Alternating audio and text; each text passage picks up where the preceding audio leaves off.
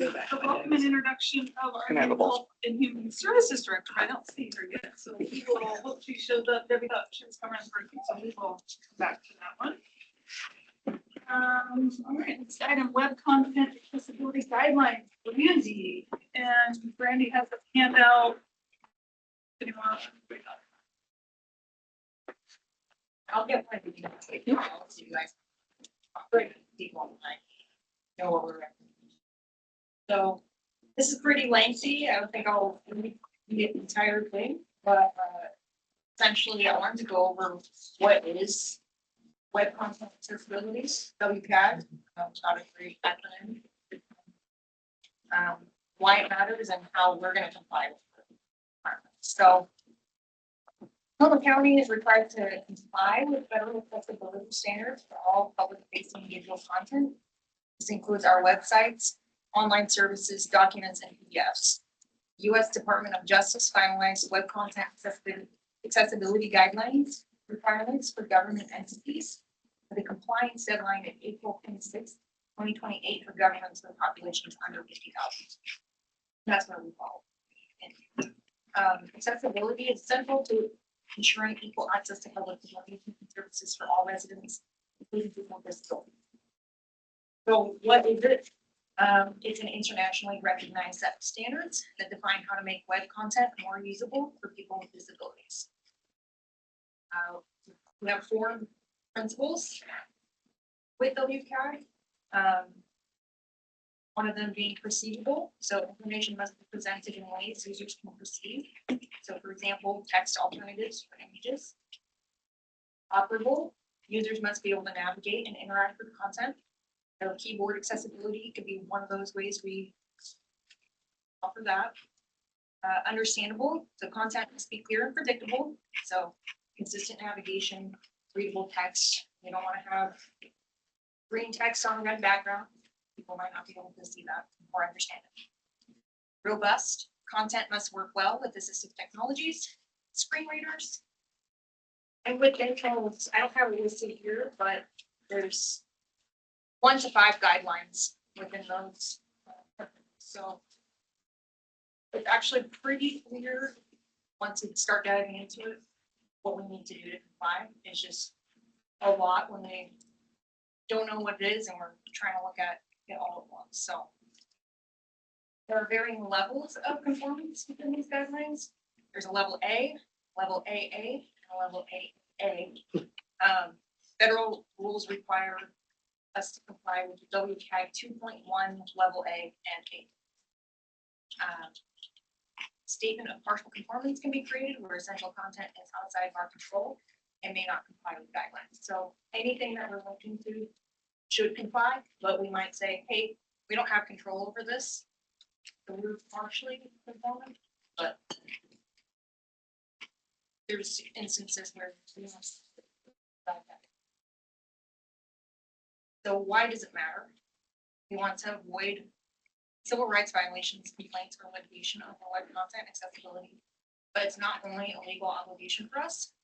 It matters because we should strive to provide our residents with equitable access to our services. So creating and maintaining an accessible website allows people who use assistive technology to navigate our website and get the resources they need independently. And accessible websites benefit everybody. So we should be happy to embrace this opportunity to improve the accessibility of our website. So Tillamook County's timeline. The deadline for federal compliance is April 26th, 2028. We're going to shoot for July 30th, 2027, so that we're able to catch things before that 2028. So our compliance plan, the overall responsibility and initiatives to conform will be led by information services. The amount of information on WCAG can be overwhelming. There's efforts to ensure compliance, but also to appoint a steward for those requirements. So for website and content compliance, right now we're working with Civic Plus during a website migration to ensure our web platform meets WCAG 2.1 A and AA standards. We've discussed various tools such as Audio Eye and Doc Access for automated accessibility improvements and PDF remediation. Jeff sent out a link to the demo where a few of us got to go see what products they offer. They're actually pretty cool. So feel free to go take a look at that. If you need me to bring it back to the top of your inbox, I can do that for you too. The exploration of these tools provide Tillamook County with options to manage these guidelines and potentially decrease labor hours needed to fix content. We have over 30,000 documents on our website. So going through and fixing all of those, that would take a lot of time to work doing. But overall, responsibility there is for information services. Internal standards and training. So the IS department will create guidelines for staff to upload content to our website to ensure they'll be tagged here. Examples would be like how to create. Some of these guidelines are best practices made technical in nature. And we will host trainings to ensure that staff are comfortable and proficient in creating public facing documents or web content. So responsibility lies with IS for the guidelines and training, and then webmasters for creating and uploading compliant content after that training. And then continuous monitoring. Accessibility is an ongoing responsibility. The information services department will regularly audit web pages and documents to ensure performance with the WCAG. And then once I send out this document to you guys, you can see that link that I provide at the bottom. It just goes into detail on all those guidelines. But open to any questions if you guys have any. Randy, Yeah. I just want to thank you for addressing this. This was like ever since the budget committee meeting when it was mentioned by Mike Weisenflue was dealing with this at the college. I was like, oh, and then they had the date was the 2027 and they pushed it out to 2028. So thank you. You've relieved my stress on this. Good. And I wanna Good. thank you so much. I was bugging her. She's like, Brandy's got it. I was bugging Rachel. She's like, Brandy's got it covered. I said, I need to hear about it. I need her to tell me. I need to see it. So thank you. Appreciate it. Is everybody else really? What else even knew about it? No, we have a huge website, right, with multiple tabs. It's not user friendly. So a lot of our internal discussions have been making, how do we redesign our website, like structure it to make it more user friendly and work on the accessibility requirements. So my staff will be very excited to hear about this. Do you have a timeline for the guides and training yet? Not yet. We're still Okay. kind of developing those materials as we're Okay. working with Civic Plus on the migration. That's kind of our focus with the website right now. Get it done and then Brandy, just to be sure, PDFs are like the no-no going forward, right? PDF files. so with that demo we looked at, they actually had this tool, I believe it's called Doc Access, that makes it so that all of our PDFs are translated into an Oh. accessible format. Great. So then, if you guys actually go to, I think it's Lincoln County's website, you can take a look at both of those tools in live action. So you could see, just go click on a PDF, and you'll see at the top that there's a tab for you to click on like accessible format, and then it'll translate for you too. Great. Thank you. Thank you. Let's see. Yeah, Oh, it's, Sandra is. Sandra, can you hear us? Yes, I can. And I just put a note in the thing that the accessible format is really important because it reduces the risk for ADA civil rights compliance. And there are some other standards. I just got through doing all of this for Washington County, so I'm pretty familiar with it. Great, thank you. So you were first on our agenda today as a welcome and introduction with our newest member to the team. Can you just provide a little introduction for those who may not know you? And do you have are you able to turn your camera on? Yeah, I've been fussing with that, trying to change it to the correct camera, so hopefully it'll work. Anyway, I'm fussing with it. I apologize, I'm not there. I completely misunderstood. I thought that you were not going to be meeting today because of the fair, so I apologize. And I double checked with Marlene and she said it was taken off of her calendar, so I apologize for being late. So yeah, I'm your newest colleague, and I apologize for not being there in person. I will be there next time. I just thought I better get on and then start listening. I have been here now for 2 weeks, and I feel like I'm drinking out of a fire hose. You probably know the feeling. But Marlene is doing a great job getting me grounded and set up for success. And I don't know, I come with about 30 years of public health and management experience in healthcare. I've worked in academic health and research as well, and I've had that public health experience at the state, local, and county levels. So I think I have some good background and understanding about how county operations work. Thank you. And again, welcome. We're excited to work with you and glad to see Marlene can finally retire because we have someone in the seat. Yeah, that woman is amazing. I'm really honored that I get to work with her. So thank you for allowing that to happen. Oftentimes we don't get to have a handoff for these types of positions. So it's very valuable, and I appreciate that a lot. And I'll keep on working on my camera. All right, thank you. All right, county financial update, 25-26 year in review. We're not doing more detailed financial here because we do have the budget committee on August 10th. Okay, so we're just looking back at 25-26 for this report out. A walk through how the general fund performed in the year that ended June 30th and what it means for the year we're in now. The short version, it was a good year. We made some major progress in financial strategies, and the longer term problem, I think we have our arms around it at this point and we're making progress against it. The result, if we're looking on page 1, revenue came in at 4.3% above budget. Spending finished at 14.4% below it. Funding balance grew by 734,000 with an ending balance of 12.28 million. The contingency reserve, the money we set aside for unexpected expenses, was not touched last year. Way to stay in the budget. Every department contributed to that. It was a well-managed result. And I want to say that plainly before we complicate it as I go into the next pages.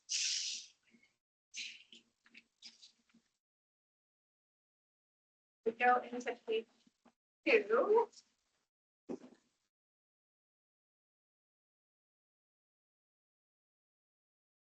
What did we pay for last year? Out of the general fund, public safety. This includes our sheriff's office, district attorney, juvenile justice court, emergency management, communications, and our small mental health fund out of the general fund. Was 50.2% of our expenditures in last fiscal year. That was a countywide 12.2 million. And of that, 9.56 million came from general fund support, countywide support. Our core government, which is our commissioners, clerk, assessor, and tax, was 4 million of our spending, 3.4 million out of our countywide support. Central services was 2.9 million, 1.1 million out of our countywide support. Countywide and strategic, so that's our non-departmental and contingency and general county departments. That is where all of our revenues come into, such as property tax, state timber, the ones that are shared amongst departments. So spending out of that was 2.7 million and revenue 18 million. Community and regulatory, DCP, and surveyor were 2.2 million. Their own revenue was 1.7 million for a general fund contribution of 504,000. So if we look at that a little bit differently, public safety and justice, county-wide support was 9.6 million. On the next page, you're going to see our Property tax revenue was 9.8. Property tax levy pays for about one function out of the general fund, which explains a lot on how we are so reactive to our other revenue streams. So I just wanted to put that in there for scale, so that we see clearly our balance of revenue. On page 3, this is where we get into, we had a net positive in last fiscal year. But what does that mean? 3 pieces of this year's revenue were unusually strong and will not repeat at the same level in coming years. First was timber, and we know we've talked about this a lot. It came in 1.5 million above our average revenue amount for timber. Can't plan on that every year. The second was unexpected. It was federal payment in lieu of taxes from BLM because secure rural school funding was not renewed in 24-25. It was not offset against our usual PILT, payment in lieu of taxes. Revenue, we received 413,000 from that, where we normally receive around 50,000. So it's a 363,000 revenue stream in last fiscal year that we will not see again in the future. Unless they don't renew Unless they don't SRS after 2026, and then it's anybody's guess. I would say we can't count on it in coming years. Totally agree. We also had a one-time spend of 245,000. These were transfers that from revenue from prior years that were put into the general fund and shouldn't have been. 22,000 parks for justice court fines that we passed, and 224,000 was opioid money that had been received in a prior year and needed to be put in that fund. So if we take all of that together, our ongoing revenue was 23 million against a $24 million ongoing spend, a difference of roughly 1.1 million.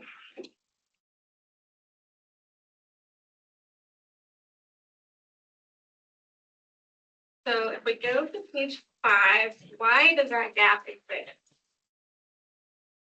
So the chart really tells the picture on this. You can see that over 5 years, personnel costs have grown 4.8% a year. Materials and services have on average grown 6.5% per year. And property taxes, our steadiest revenue, has grown 3.5% average for the past 5 years. So property taxes is our steadiest revenue, and because what Oregon allows won't likely grow much more than 3.5. That's the crux of the ongoing issue as we roll forward.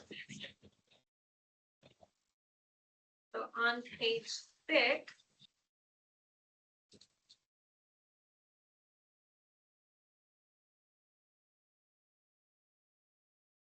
you can see that in the chart at the top of page 6, 25-26 really looks like our best year we've had in the past 5 years. We take all of those one-time adjustments I just made, and we're about really even with the years where we didn't have so much timber revenue. But one thing that we did do better than last year is last year we had a 1.2 million draw from reserves. This year, only 250,000 from reserves.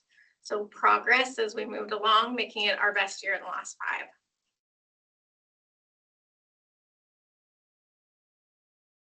But what did we do with our best year?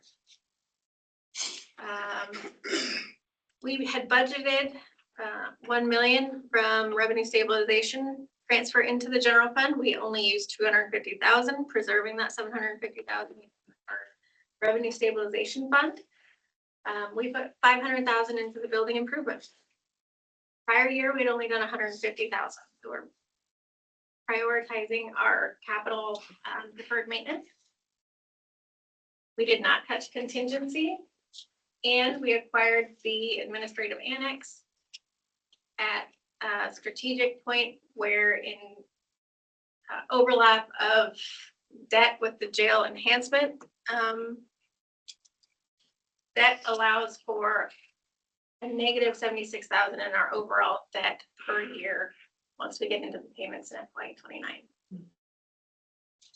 So across all three funds, we ended with a $948,000 net positive with those decisions.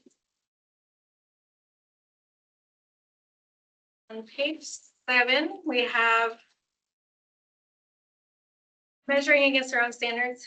In last fiscal year, we adopted the reserve policy. And in that same year, we met every target. And the way we use a surplus, contingency first, then fund balance, and then revenue stabilization matched the way that we had set up the policy, as well as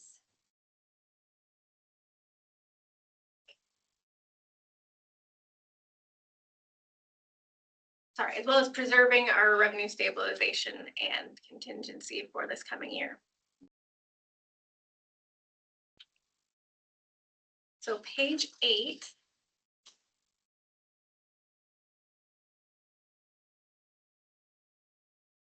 As we said, we ended with a $12.28 million ending fund balance, which if we looked at our reserve policy, 5.1 million was our absolute minimum ending fund balance. There's a difference of 7.2 million in there. Now we had a $1.1 million, once we removed the one times, net loss in ongoing operations for last fiscal year. That may seem like we have a large runway, but I wanted to just measure that out a little bit. $1.1 million assumes that we stay at about 10% vacancy rate. So we have roughly 2.6 million in vacant positions still in the contingency fund. And as we fill those positions, that money moves from continuing to operations, and the annual difference gets closer. That 7.2 million does not cover the longer range. Just want to clarify that.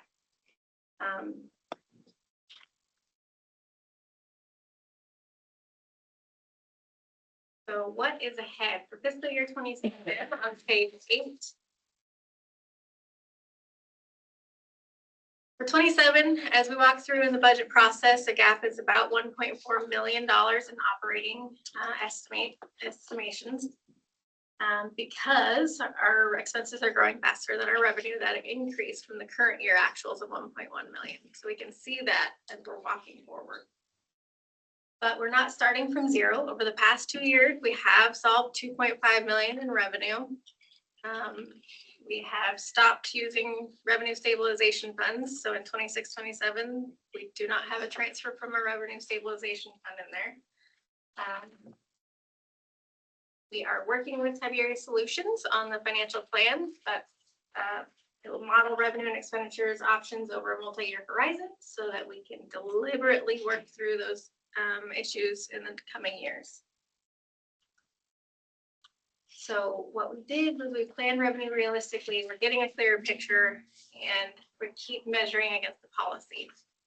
So that's what these reports hopefully are doing.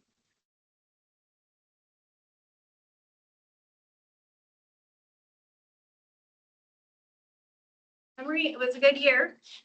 We still see that exactly as we thought with our revenue versus expenditure gap. And we have the plan and are working on the plan as we move forward. Any questions? Thank you. Great job. Great. Thank you. I have a question. And it's the same question I asked all the time. When will TLT start appearing on these things as a revenue? So But I know for general fund it's not, but it's higher than timber. And It so and now we have the 50-50 pass. When are we going to start incorporating that into these reports? okay. I can add that for the August 10th. I think it's important. I've been saying this. It's just important that we recognize that as a vital revenue source for the general fund and other county departments such as road and parks. I think that we have to I think by treating it as what it is rather than what it's been, I think it's important for us because then the investment into it to expand and invest in parks and invest in facilities becomes important. What you're saying is every time I say state timber, I should also say I TLT. just feel like, It's yeah, fair. I feel that way because we have the three Yeah. major, it's the second major source of Yeah. revenue. Yeah. Or a third if you take out the 50, if it's just a 50%, but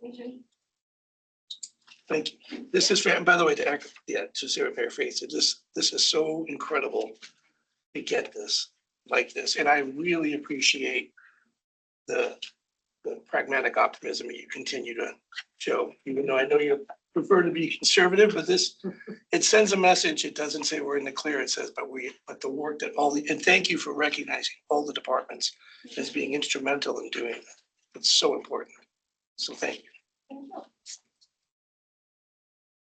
Want to go into department updates? Do you have anything else to? Or anybody else have a question? Okay. For the finance department, we have a new staff member. Yay. Asher is on board, he's doing fantastic.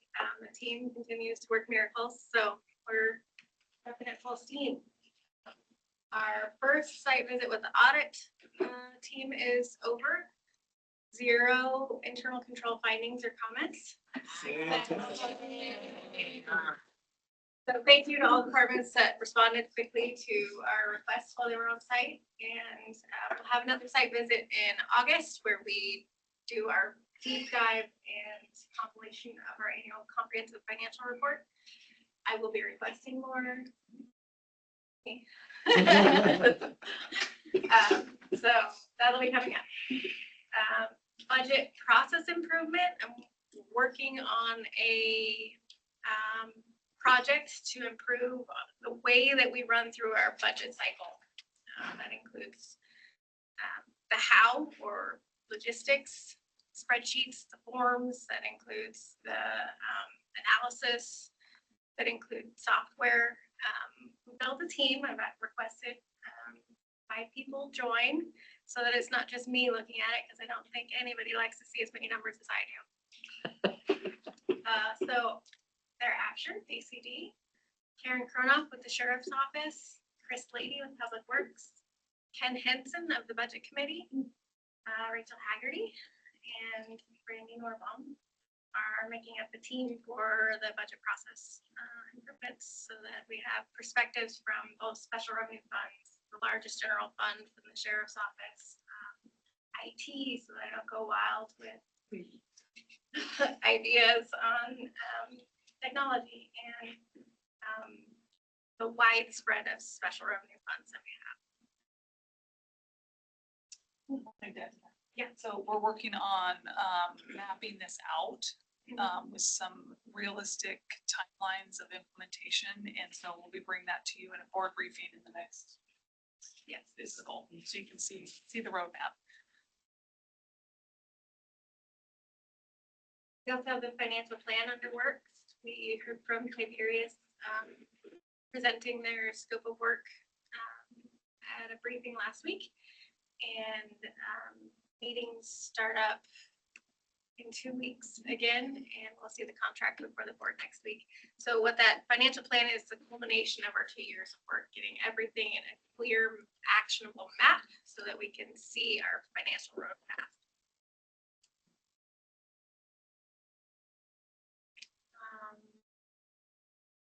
I'll also be working on the indirect cost allocation over the summer, so you may be hearing from me on that as well. We have that. Thank you. Thank you, Deborah. Okay, I'll go next. Radio, our public safety radio communication system, we had a milestone notice of intent to award by the board. Thank you for your continued support. July 29th, we are anticipating the contract gets signed next, 12th is next Wednesday, yeah. Next Wednesday, and then we will be off and running with Motorola. So there has been almost a decade of work by many, especially our first responders group who have supported the development of this and helping get the bond supported. The contract will be $27,942,000 with Motorola, and the total project is about 29.5 with other contract services and such. And obviously, most of that is from the bond, and then we're still sitting on a $2 million grant that we've had for quite some time from a congressional appropriation. The goal is to have the system online in June of 28. So milestone there, just want to keep honoring that. I think all of you are aware, we are getting a new roof on the courthouse, and when I say new roof, it is completely going away. It's getting scrapped down to the concrete and building a whole new deck. The board signed the contract July 22nd. It's for $458,000 paid out of the budgeted building improvement fund. They are starting this week. When I say start, that means starting to develop their plan, getting their subs lined up, presenting submittals to our engineer, et cetera. The current plan is for them to move to the courthouse August 24th with demolition mid-September. So Kevin will be the primary point of contact with communicating timelines and all of that. No, there should not be an evacuation. No, there should be no smell. What happened before should never have happened. So there will be some parking displacement once we finalize those spots. All on that. And What's the time frame on like start to finish? If everything goes the way you want it to go? yeah, so this week through middle of November. And this won't complete the entire project as we had planned because we didn't get any bidders the first time around. And the initial call for bids included the roof replacement as well as sealing up and repairing the parapet, which is where the water is coming in horizontally.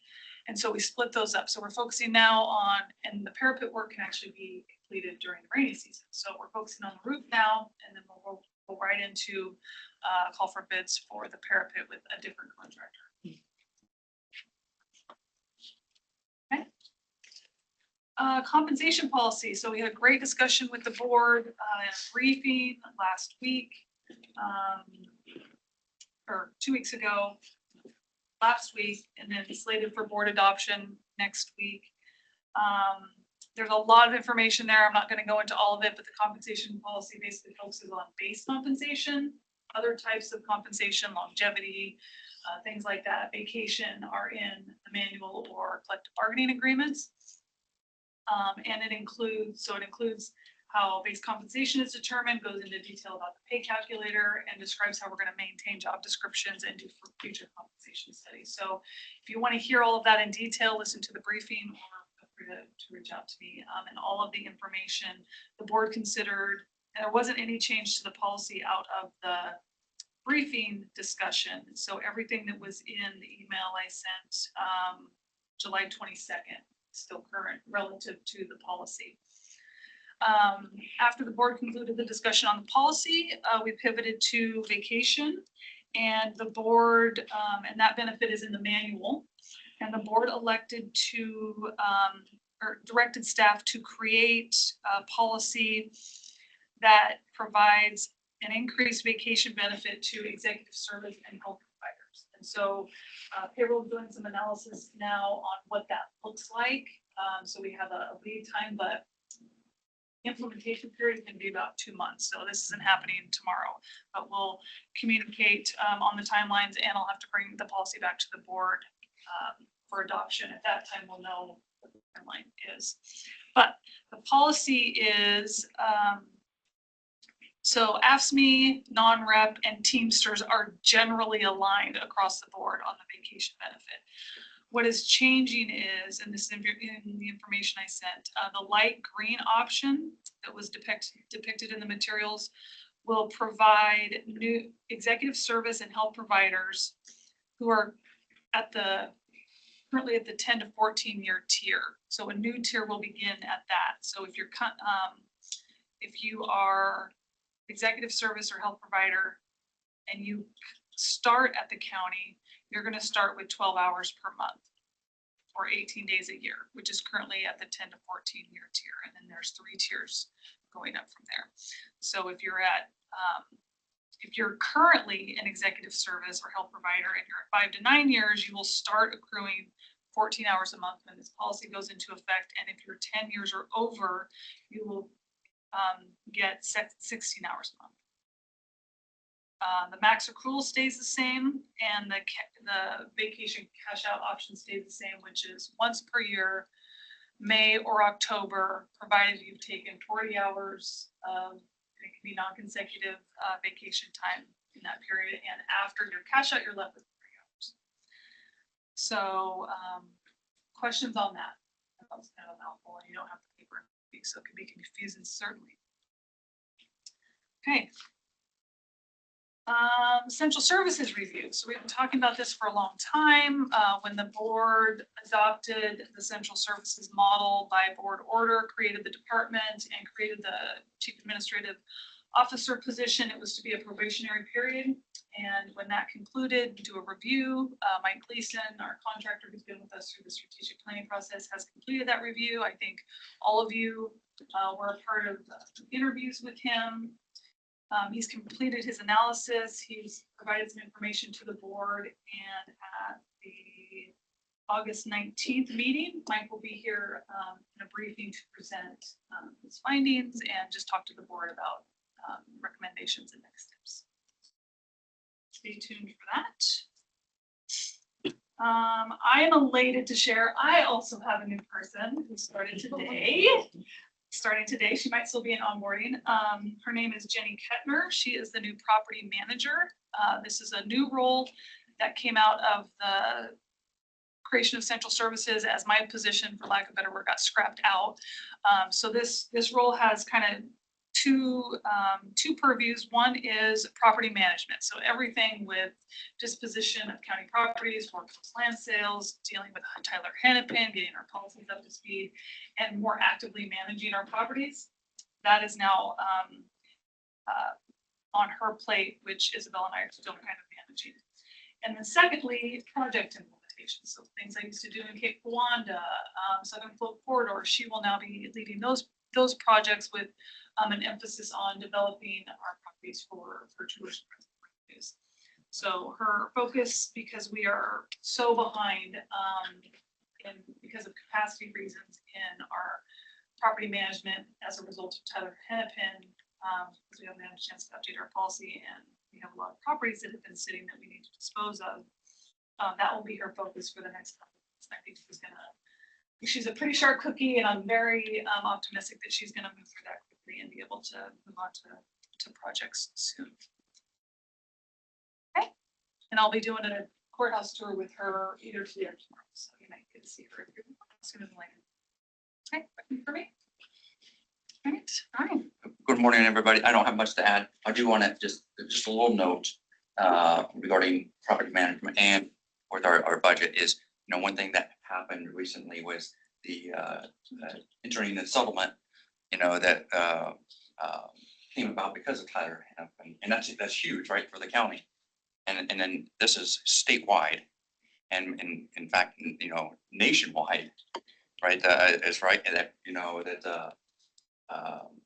Tillamook County had to deal with, and so that was huge. And now that we've dealt with that, now we can move forward with all these properties, right, that have been held up since that Supreme Court decision. So it's great to have a property manager, right, that's going to be spearheading that and kind of getting up to the speed, not only with those properties, but also in the future as we continue, right, to implement House Bill 2089. And so those are two big things that the county is dealing with this year. So that's all I have. I don't have a whole lot. I'm happy to say that this summer has shown to be busier than previous summers. Usually we have a lull in activity during the summer months, just because there's fewer sets of eyes on the kids. But the school year ended in such a way that it just kind of set us up to propel us through the summer with more going on, more court appearances, more back and forth to McMinnville, and I'm okay with that. So that's all I got.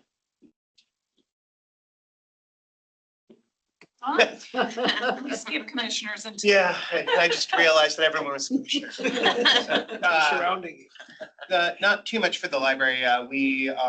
We'll have the bookmobile at the fair all week, so we'll be out there engaging with folks and just connecting. And then the HVAC system is in process at the main library, and so sometime this month we will have central air again. Will be great. And you have backups for this week? We've got our temporary HVAC. It sounds like we might be putting it a little more to the test than we have so far this summer, but it's keeps it cool enough, the second floor, like don't wear a coat. Thanks, Don.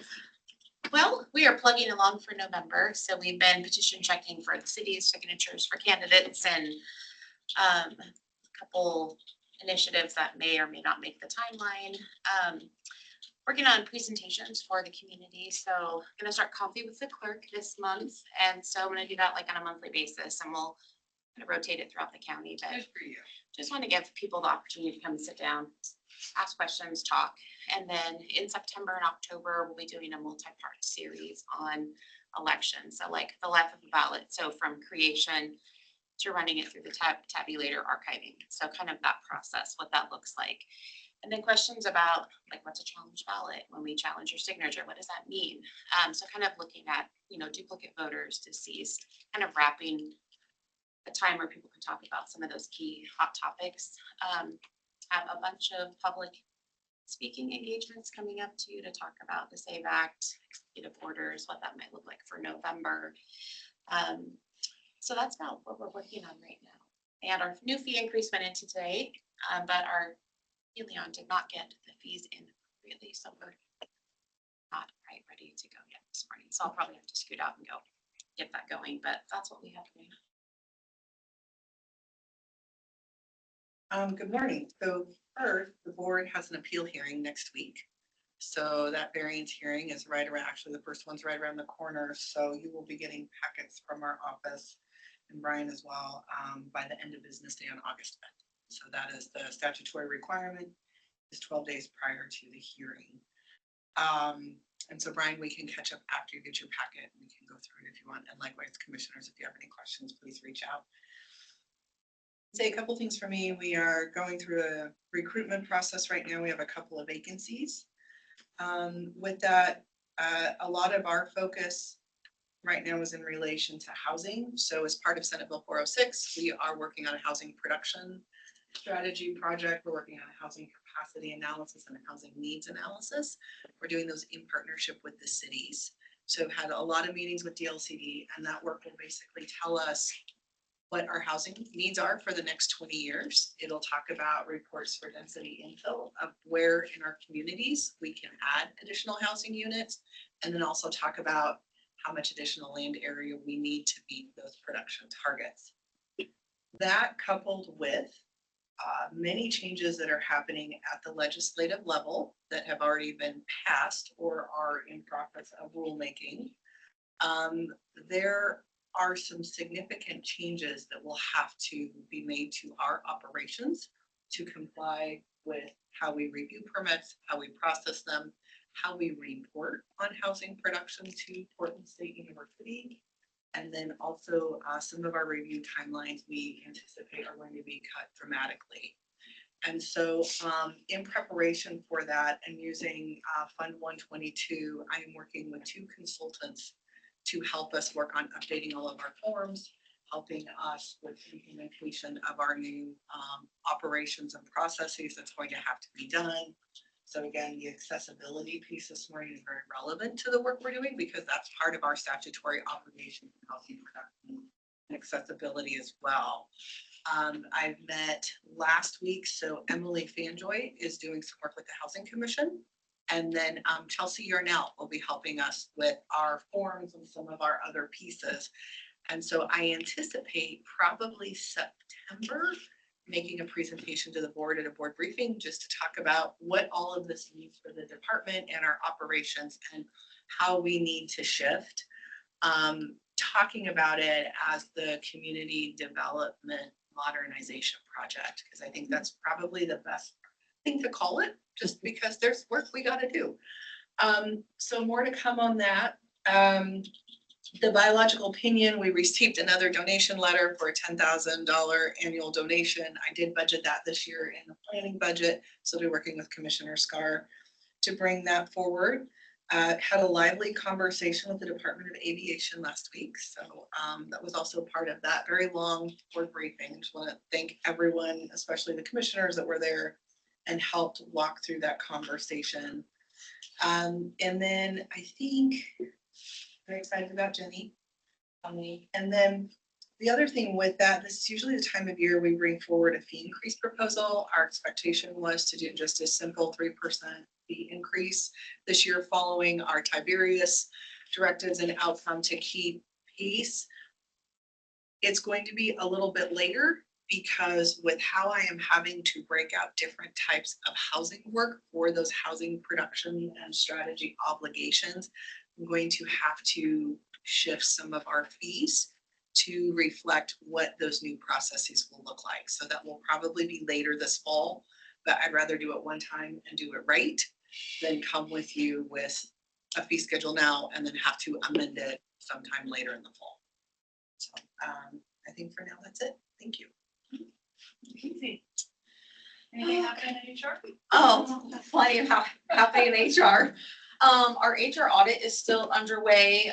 Initially, we were supposed to hopefully have a report out at the beginning of August. That has been pushed back later August. Report out to the commissioners maybe early September.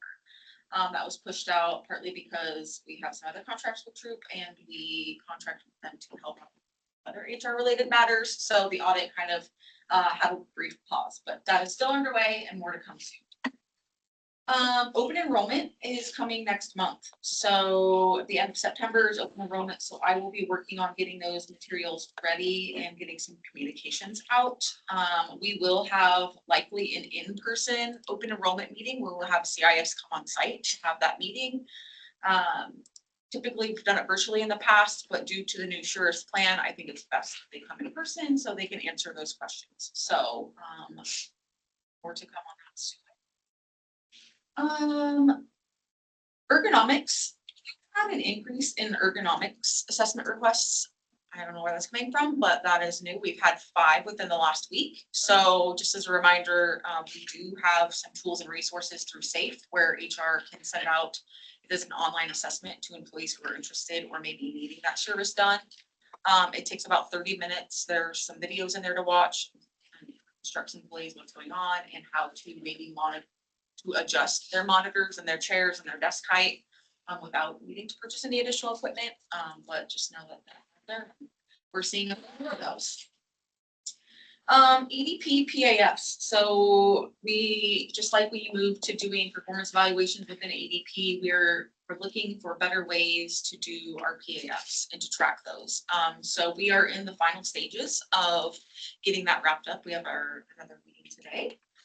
This afternoon. So more to come on that. Not sure what the rollout is going to look like exactly, but it should be fairly simple. But this allows us to track outstanding PAFs in much better manner and also figure out where they're getting stuck. So, and they will go straight to payroll, which will also help for processing, just being an ADP already. So that is coming. Employee appreciation. So this is an area that we've talked about many times. We want to expand employee appreciation events as well. So we have budgeted to do an employee appreciation event of some sort this year. So I am hoping as to free up a little bit of our time, we will be able to present some options in a board briefing later this month and then figure out how we're going to move forward and what that looks like. But that is the thoughts there. And then the fair parking lottery. So thank you, Paul, for your wonderful idea of utilizing the BLM parking lot for county employees. So we held the parking lottery drawing last week. Those names were drawn on Friday. Emails went out for employees to pick up their passes. We still have, last I checked, a handful of parking passes available for Wednesday and Thursday. Those are not as well attended as Friday and Saturday. We had over 65 entries for Fridays and Saturdays, so those were drawn, but everybody so far requested Wednesday and Thursday to get those passes. So that was a great idea. Employees are super excited about it. The sheriff's office, the front of that lot will still be utilized for our safety folks to be able to get in and out quickly for emergencies. So on the back of the parking passes, it does specify where employees should park and that the front is reserved. So that is that is to put it out there, but, great idea. Everybody's super excited. Other than that, we are super busy in HR. Nothing has calmed down, at all. And, our recruitment is currently on hold. You know, we've posted it a few times and not had any qualified applicants, or had qualified applicants who chose not to show up. So, we're giving that a little bit of a break, but we are still looking for help. So probably likely be reposted soon.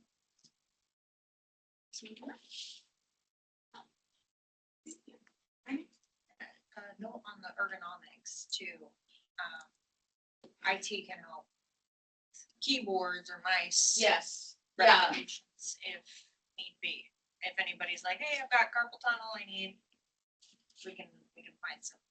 Yes, that's also an option. And when working with SAFE, because this online assessment is through SAFE, it's an account.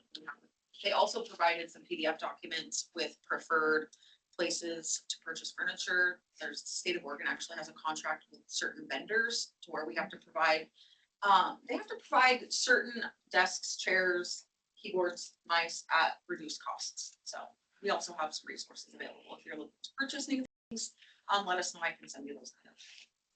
So maybe we should just be using anyway. Brady has it. Oh, yeah. Yeah.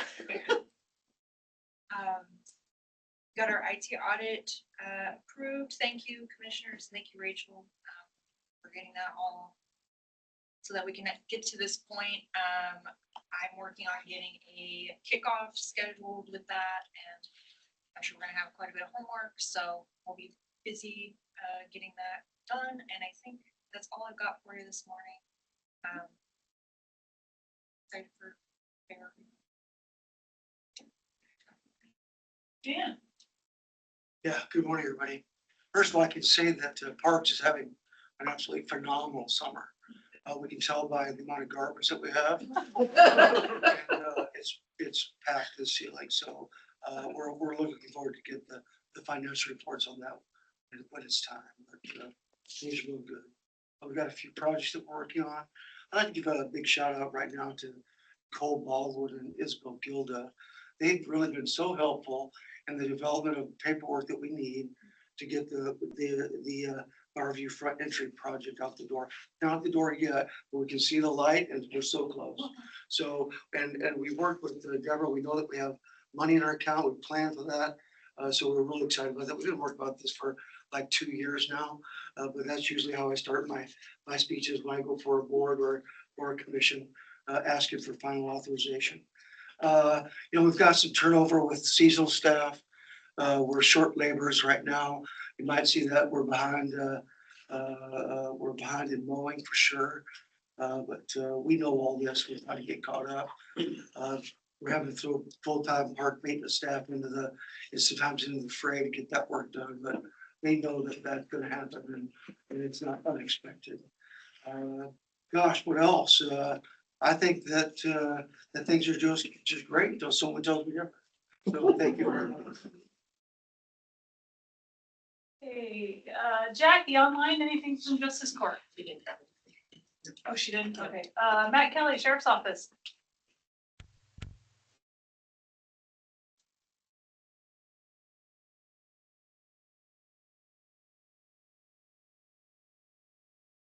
You're talking, Matt, we can't hear you.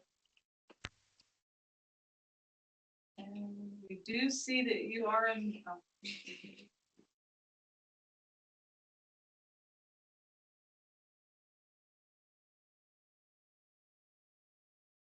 All right, we'll come back to you. Interrupt if your audio starts working. Nick, veterans? Oh, what's he say? Not working. Not working, okay.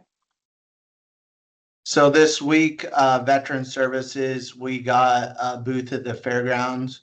So we'll be there trying to get new clients. That's all. You? Randy?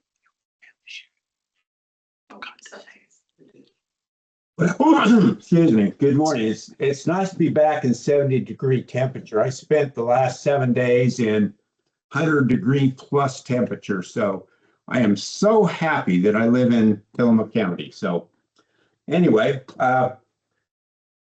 Just like, there's only a couple things. One is our community wildfire protection plan is complete. It's in final draft review.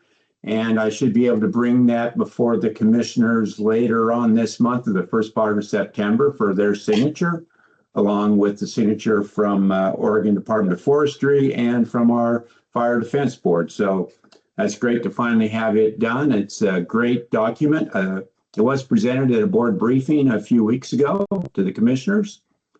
And so really excited to have that finally in the completion stages.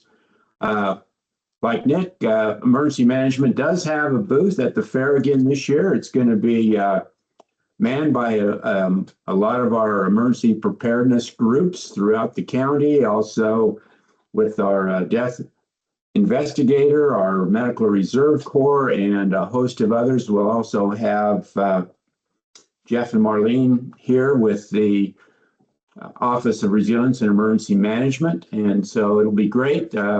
We had such a large number of people that wanted to be in the booth. Last year, I ended up getting 2 booths this year, side by side. So we will have a great crew there, and a lot of great information will be able to come out during the fair. So anyway, looking forward to that again. And that's about all I have. So we'll turn it back.